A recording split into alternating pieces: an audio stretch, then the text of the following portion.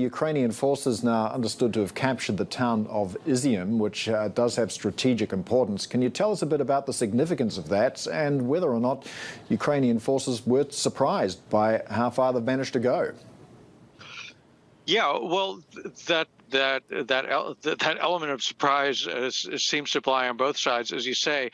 The next question, or the looming question for the Ukrainians after this quite stunning, by all accounts, advance in this northern pocket right up against the Russian border, is, of course, what do you do from there? Because we heard, or actually I was watching President Zelensky in his nightly broadcast or video address saying, as he always does, the goal is to retake everything that Russia has captured.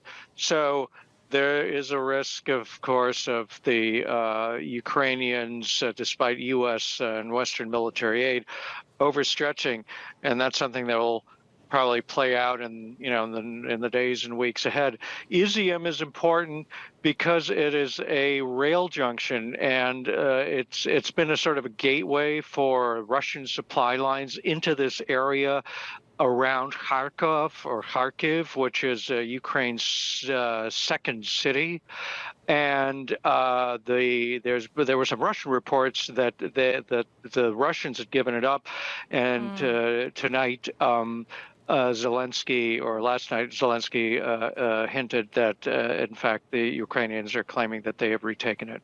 Yeah, tell us a little bit more about what the reaction has been so far from Russia and what we're expecting next from them. Russia hasn't said that much publicly. There's been some criticism by sort of Russian-aligned military bloggers, and also from some of the people in these self-proclaimed republics that have been set up in eastern Ukraine since 2014, when Russia first moved or encroached on this area. So it's not like there's been a blackout or an information blackout.